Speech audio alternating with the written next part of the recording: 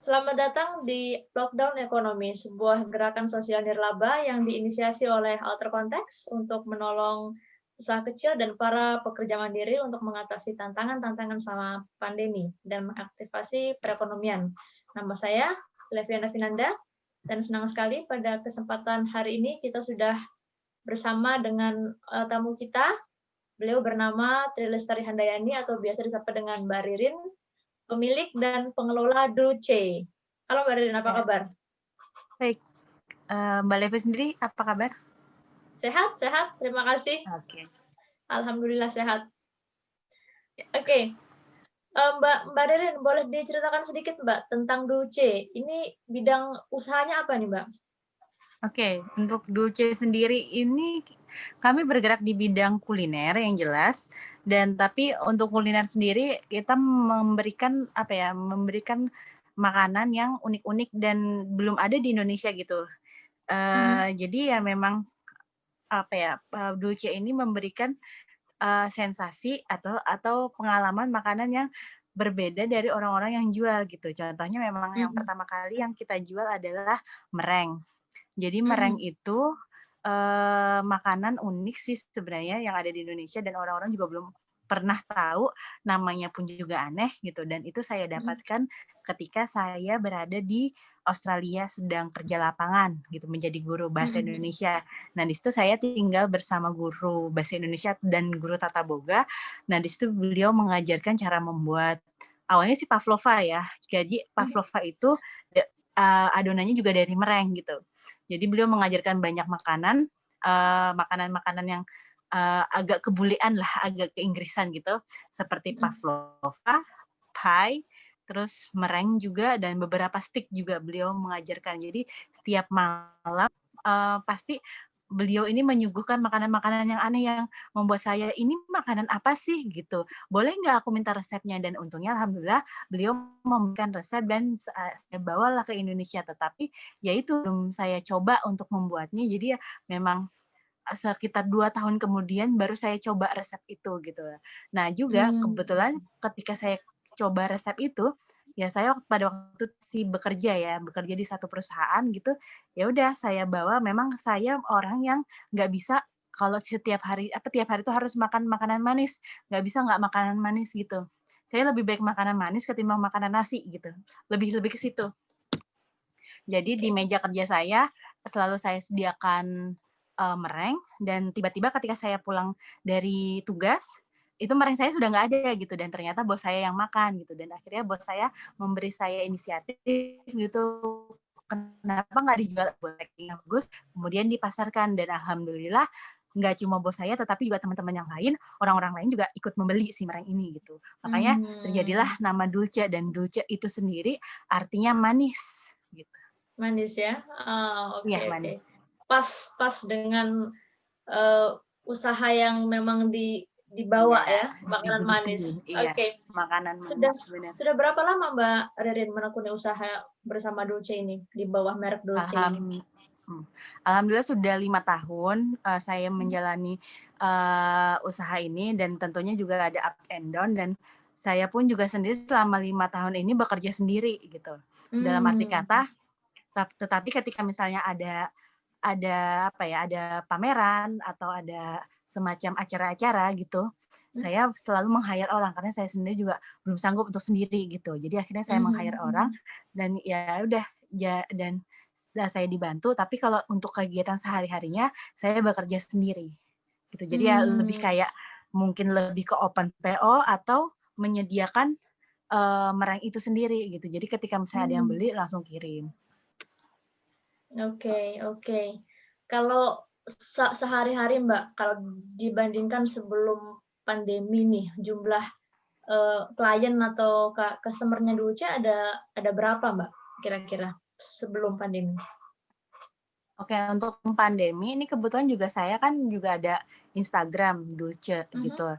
Nah, di situ sih follower-nya 1.000 gitu. Cuma dalam waktu sebulan itu ya mungkin nggak 1.000 orang itu ya yang beli, tetapi, lebih kayak misalnya ada 100, ya mungkin sekitar 100 orang yang beli gitu, karena kan saya juga ada buka Shopee gitu, juga Ya. punya apa ya, apa sih namanya, ya Shopee gitu, terus ada ya Bukalapak gitu, saya juga Mhm, masukin ke situ ya. Jadi mungkin sekitar atau ya 80 sampai 100 orang, mmm, dalam sebulan itu mereka membeli meringue, tetapi mhm, ya namanya juga apa ya, mereka kan mencoba gitu, ada yang membeli ada yang mhm, membeli lagi, repurchase, ada yang nggak beli lagi gitu. Nah, jadi ada yang memang beberapa yang mereka itu membeli lagi gitu. Nah, itu sekitar saya hitung mungkin sekitar 10 sampai 20 orang yang saya beri nama loyal customer. mmm, Ya. oke oke. Kalau selama masa pandemi nih, Mbak, seperti apa kondisinya Dolce? Oh iya, ngomong-ngomong Dolce ini, lokasi usahanya ada di mana, Mbak? Oh ya, untuk lokasi usahanya ada di Balikpapan, Kalimantan Timur, Kapan ya? Indonesia. Nggak Mhm, buka cabang, oke. belum belum. Ya, belum buka cabang, Ya oke. karena kerja sendiri itu. Baik, benar benar.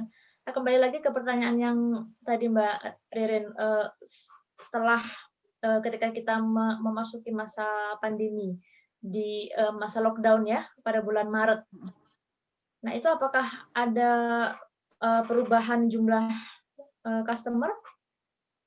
Oke, yang pastinya ada untuk perubahan jumlah customer yang biasa rutin ngerjain gitu kan, mungkin ada sekitar 100 gitu, sekarang ya turun gitu, turun drastis karena mungkin saya pun juga, apa ya, mungkin mereka pada panik juga dan saya sendiri juga pribadi panik gitu ketika itu saya juga lagi hamil besar gitu. Ya udah akhirnya saya untuk memutuskan udahlah nggak apa, nanti aja deh jualannya gitu, cuti aja dulu gitu. Saya pun lagi hamil besar dan juga mungkin ketika pada saat itu kan orang pada panik, jadi mereka hanya memikirkan makanan saja, sedangkan makanan sampingan itu mereka apa ya, lebih nggak kepikiran gitu. Ya udah akhirnya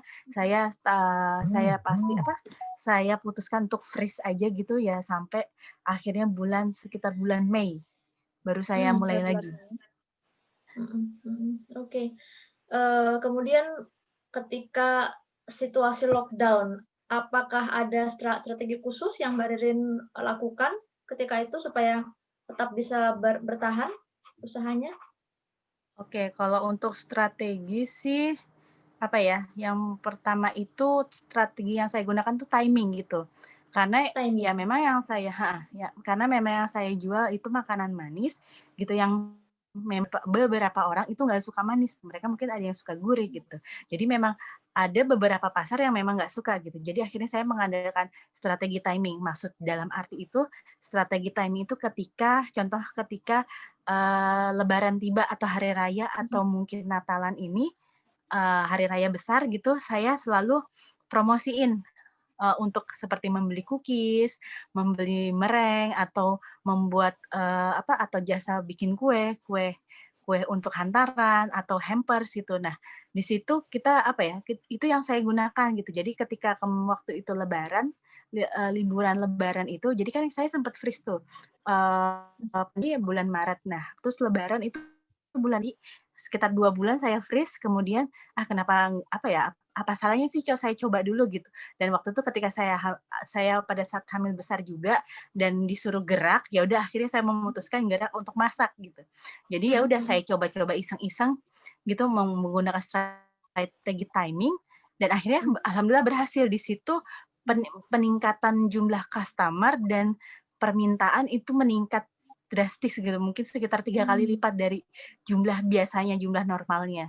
Dan dari situ, oh Mhm oke, Dulce itu mungkin ketika ada timing, baru customer tuh pada datang gitu, dan nggak cuma datang, mereka selalu mencari gitu. Dan pada waktu itu setelah lebaran pun mereka masih mencari, masih bertanya, "Mbak, apakah ini ready atau PO?" gitu. Oh, ternyata mhm. masih ada nih hawa-hawanya gitu. Tapi setelah sebulan, 2 bulan berlalu, sudah nggak ada lagi gitu yang nanya, "Mbak, ini ready nggak? Ini Mbak, ini begini," gitu. Kecuali kalau kita promosiin lagi gitu. Jadi mungkin memang timing ini sih merupakan strategi dari Dulce. Oke oke. Jadi kalau, bagi Mbak Ririn, Mhm. timing itu ya yang menjadi strategi yang paling berhasil selama masa Iya lockdown itu ya. Jadi ketika iya, ada benar. timing yang tepat, di saat itu juga mulai, promosi keluar dan Promosi, iya, customer datang lagi ya. Oke. Iya, Nah, customer lagi, bener. strategi yang sudah dicoba nih, Mbak, terus tidak berhasil gitu ada nggak, Mbak? Apa ya, mungkin kayak lebih kayak yang pertama itu seperti jualan gitu, jualan Mhm. menu-menu baru gitu, tapi ternyata memang ada beberapa menu baru yang mereka tidak tertarik. Oh, oke, berarti memang timing lagi yang menjadi masalah gitu. Terus kemudian satu lagi apa ya, kayak semacam, oh sorry, oke, mungkin lebih kayak ini, wait. Oke, jadi kayak Heeh. mungkin lebih, oke, mungkin lebih kayak untuk menampilkan menu-menu itu, tetapi tidak ada yang tertarik. Oke, jadi lebih kayak itu aja sih sebenarnya, Mhm yang tidak mhm. berhasilnya gitu. Mereka mungkin lebih kurang tertarik dari menu tuh, jadi akhirnya selama itu saya belajar untuk melihat, apa ya, melihat, menu lagi, menu yang baru, yang bervariatif Mmm. gitu. Jadi Mhm. saya belajar lagi dari yang strategi yang tidak berhasil tersebut ketika saya jual mereka tidak tertarik gitu, tapi saya mencari lagi apa sih yang lagi hype di sekarang ini, zaman Oke. sekarang, apa sih yang lagi hits sekarang ini. Nah, Mhm. ketika saya jual itu, jual makanan tersebut, oke itu berhasil gitu. Jadi lebih kurang Mmm. bervariatif lah gitu, Iya yang iya iya. strategi yang saya coba itu. Mhm.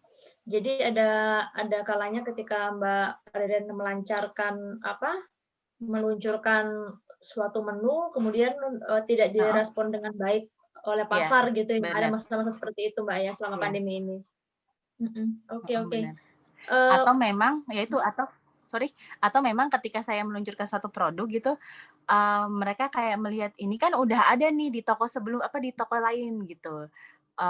Nggak oke. gitu, saya nggak mau milih ini gitu, saya mau yang aneh, yang menu menu berbeda gitu gitu. Ya udah akhirnya dari situ juga, oh oke, memang Dulce ini memang awalnya memang apa ya, awalnya memang visi dan misinya menjual makanan-makanan yang berbeda gitu, yang berbeda yang tidak Mhm. dijual dengan, penjual lain gitu, dan ternyata memang Mhm. sejalan gitu apa yang dirasakan customer.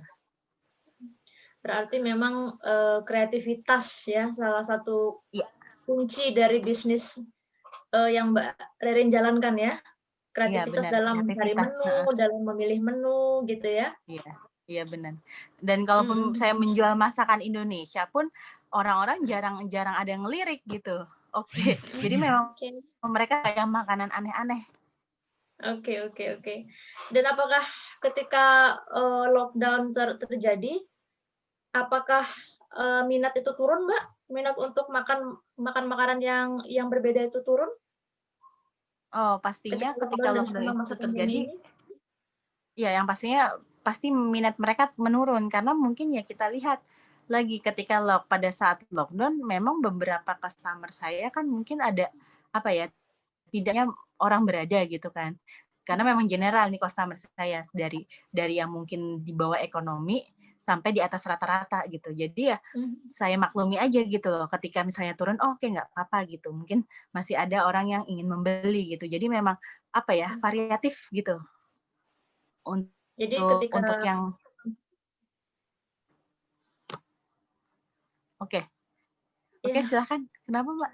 iya, Ya, jadi ketika, perekonomian turun, sepertinya itu juga mhm, mempengaruhi pada minat pasar juga, Mbak, ya, untuk merespon makanan-makanan iya, yang unik, iya, tapi bukan makanan pokok ini ya? ya benar mempengaruhi sekali Mhm. gitu. Jadi saya juga teringat sama apa ya, sama customer saya gitu. Satu orang yang beliau itu memang yang saya lihat, saya kan apa ya, yang saya lihat beliau itu memang, seorang guru gitu, seorang guru les gitu. Nah, jadi beliau itu cerita, "Ih, Mbak, kok postingannya enak-enak sih?" gitu. Saya pengen beli Mbak gitu, tapi ya itu saya nggak punya uang karena memang saya gajinya tergantung dari yang apa yang saya ngajar gitu ya. Ya yang kita lihat kalau guru kan selalu tatap muka gitu. Nah jadi Mhm. ketika nggak ada tatap muka, ya udah oke gajinya nggak ada gitu. Oke, ya udah akhirnya dari Mhm. situ saya berpikir, "Oh iya juga sih, ya udah deh." Jadi akhirnya saya memberikan apa ya, karena mungkin saya iba gitu, jadi saya memberikan orang tersebut, "Ya udah Mbak, saya ini aja diskon aja 50% gitu, tapi nanti Mbak ambil sendiri ya," gitu. Oh, dan ternyata dia Mhm. ingin membeli gitu. Itu lebih Oke lebih ke oke situ oke. sih. Banyak cerita-cerita menarik dari customer kita ya, selama Iya lockdown banyak ya. cerita, heeh. Oke Jadi ya oke. itu bervariatif lah para customer ini. Mhm, oke. Eee, Mbak Ririn, kalau Mbak Ririn melihat, kondisi Dolce pada saat ini dan prediksi ke depannya, Mbak, seperti apa kondisinya menurut Mbak Ririn? Untuk prediksi ke depan, saya yakin sih Mhm. untuk Dolce ini, prediksi ke depannya, akan menambah variasi baru dan mungkin ke depannya juga insya Allah saya akan membuat satu toko kecil lah yang offline gitu. Karena, Mmm, sudah 5 tahun ini dan sudah saatnya lah untuk membuat toko offline gitu, walaupun kecil-kecilan gitu. Dan ditambah juga dari dukungan, suami gitu kan. Jadi ya mhm, mungkin selama apa ya, untuk ke depannya, lebih kayak, oh harus berani ke depan lagi nih, harus berani show off lagi gitu, bahwa memang Dolce ini ada gitu, tokonya nggak cuma online doang, tapi offline pun juga ada gitu. Jadi ketika oke. customer ingin membeli sudah ready barangnya, nggak ikut open PO lagi. Oke. Dengan keinginan untuk membuka toko, apakah menurut Mbak Ririn kondisi pandemi ini akan berpengaruh mungkin nantinya? Mmm, karena kita sudah berada di era new normal ya, gitu. Oke. Jadi ya oke, ya ketika pada bulan Agustus, bulan September, Agustus tuh kita kayak nggak mungkin gitu loh untuk Mhm, bertatap muka, tapi sudah bulan Desember ini apa Januari kan anak-anak pada mulai sekolah nih, udah mulai dengan era new normal menggunakan masker, dan saya pun juga sendiri juga menggunakan masker gitu. Jadi ya apa salahnya gitu ketika kita mencoba inovasi baru lagi gitu, dan tentunya dengan menggunakan beberapa protokol dan ya tidak membuat besar gitu untuk toko, setidaknya Dulce itu ada gitu. Selama mhm, 5 tahun itu sudah lebih banyak, lebih baik dan berkembang. Dan nggak cuma mmm, satu menu aja, tapi bermacam-macam menu. oke, luar biasa semangatnya ya, terus maju pokoknya. Iya. Iya, Oke, Mbak Ririn, benar. pertanyaan terakhir nih, Mbak, kalau boleh mendeskripsikan 3 bantuan yang kira-kira Mbak Ririn butuhkan pada saat ini tuh apa, Mbak, kira-kira? 3 Oke, dukungan, kalau 3 untuk bantuan. 3 bantuan, tentunya yang pertama modal. Karena memang modal itu saya akan gunakan modal tersebut untuk membuat sebuah toko, gitu. Mhm, Dan yang kedua tuh loyal customer, lebih banyak loyal customer lagi gitu. Di mana ketika loyal customer itu membeli lagi, pasti mereka akan merekomendasikan, produk saya ini ke teman-temannya, sehingga akan lebih banyak lagi loyal customer yang datang gitu. Apalagi ketika mhm, mereka yang saya lebih mencari ibu-ibu yang memiliki anak gitu. Jadi mmm, anak-anak kan suka manis-manis tuh. Nah, dari situ sudah mungkin anak kan, "Ibu aku mau lagi dong, apa sih itu?" Gitu. Dari situ sudah kayak, oke si ibu pasti akan terus stok nih buat anaknya gitu. Nah itu sih, yaitu yang kedua, mhm, ya customer lebih banyak lagi. Kemudian yang ketiga itu packaging gitu. Yang saya packaging. rasa untuk membuat packaging adalah salah satu cara, eee, apa ya, produk itu orang lebih tertarik gitu ketika packaging-nya bagus, pasti orang, "Ih ini lucu banget sih packaging-nya, beli ah," gitu. Terus dilihat harganya berapa, "Ih mahal kayaknya," gitu. "Ah tapi kalau untuk packaging seperti ini, worth it lah, harga segini," gitu. Nah itu sih lebih kayak packaging yang eye catching buat orang-orang, Mmm, apalagi untuk anak kecil gitu. mhm mhm. Warna-warni, warna-warna unicorn gitu pasti mereka suka gitu. Oke Gitu, jadi oke. 3 hal itu saya butuhkan. Ada dukungan ya. Oke. Baik Mbak Ririn, terima kasih banyak. Kalau saya boleh meminta sekali lagi nih, apa nih kira-kira, pesan-pesan, Mbak Mbak Ririn bagi para penonton sekalian, atau juga untuk sesama pengusaha makanan manis di luar Ya, sana?